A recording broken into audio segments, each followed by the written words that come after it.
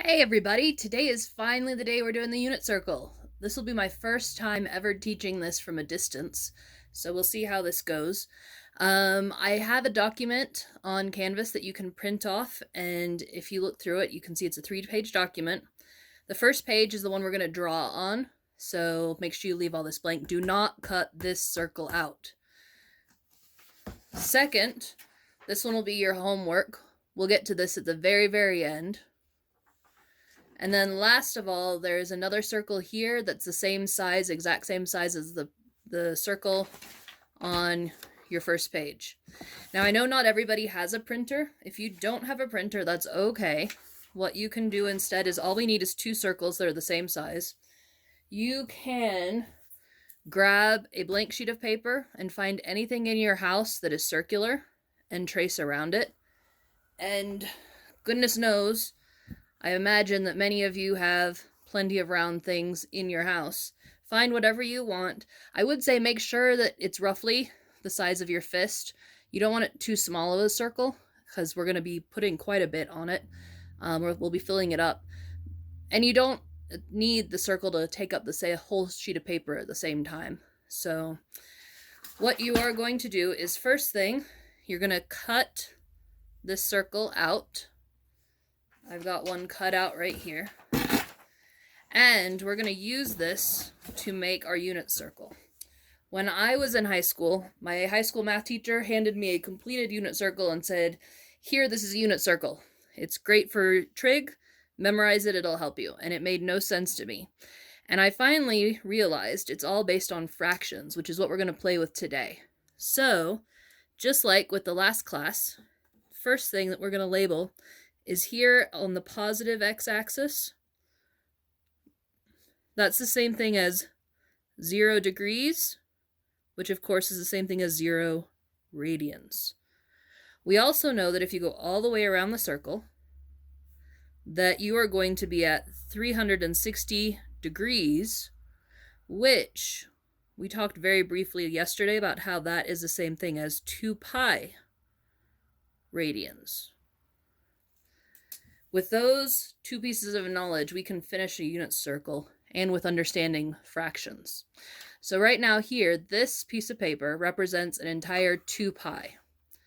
If we were to take it and cut it in half, what is half of 2 pi? If you said pi, perfect. What we're going to do is we're going to lay it at that positive x-axis, and where the circle ends, or the half circle in this case, that is going to be our angle pi radians. Now from this point on, I'm not going to write the radians in. Everything in radians will have a pi attached to it, but I'm just not going to write in the radians to save space. So far now we have labeled our 0 radians, our pi radians, and our 2 pi radians.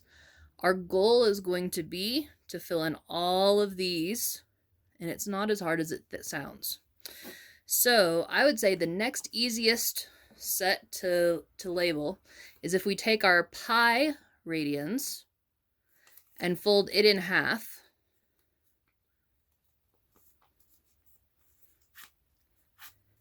Half of pi is going to be pi over 2.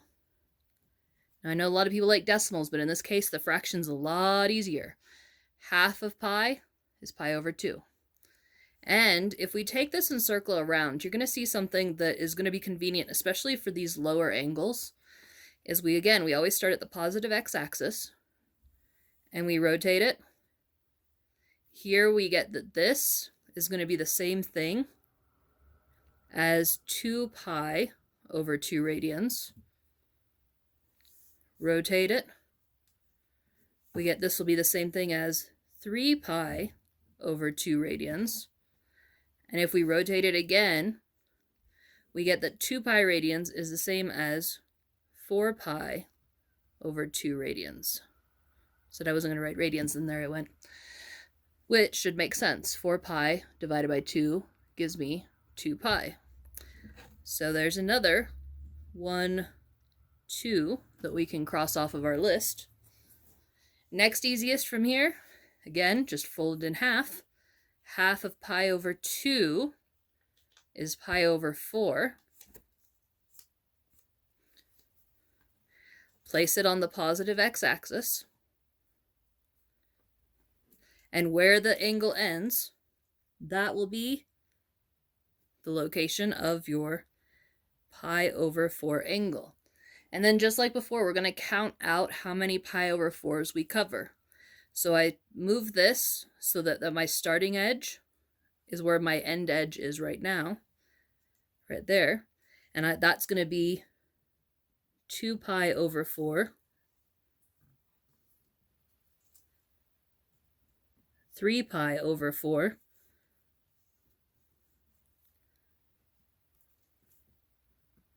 4 pi over 4,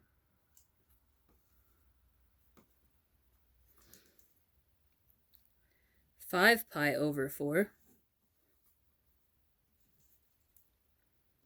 6 pi over 4,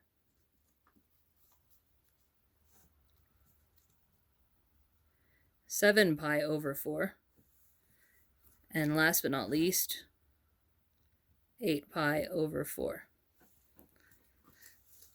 Cross out everything that's a pi over 4. Hopefully by now you're seeing a pattern.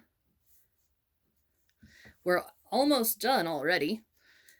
Now this next one is the trickiest fold because it's not so easy to go to a third.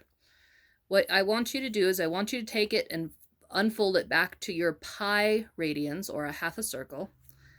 And your goal is that you're going to get 3 even areas. So what I do personally is I hold it, but I don't pinch this side yet. And I fold it over like a taco, like a burrito, like whatever you want to pretend this is. And your goal here, and this is maybe a little bit hard to see on the camera and with this light, but our goal is we want this side to stay right up against this edge, and we want this side to be even with this edge. Get it as exact as you possibly can. Even I can see I don't have this absolutely perfect, but get it as exact as you can. So that now when I open it up, I've got 1, 2, 3 sections that make up my pi, or each one is pi over 3. And we just repeat the process. Where it ends, there's my pi over 3. Always start on the positive x-axis and then rotate counterclockwise.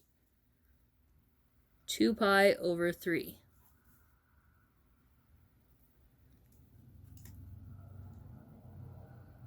3 pi over 3.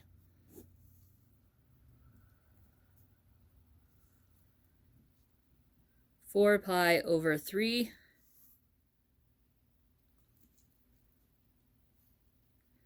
5 pi over 3.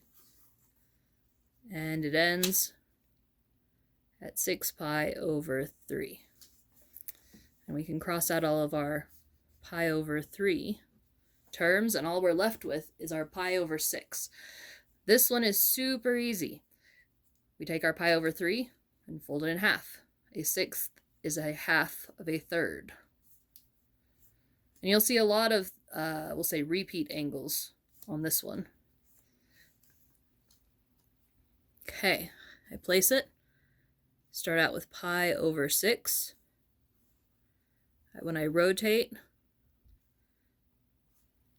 2 pi over 6, 3 pi over 6, 4 pi over 6, 5 pi over 6, 6 pi over 6, 7 pi over 6, 8 pi over 6, 9 pi over 6, 10 pi over 6,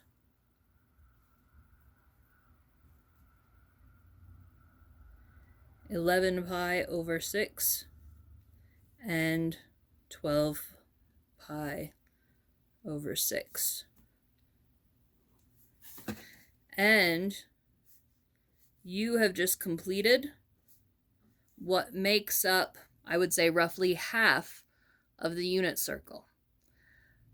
I am going to do another video then to show you how to complete the unit circle, but I'm going to break these up into 2 videos because it's 2 sets of information you need.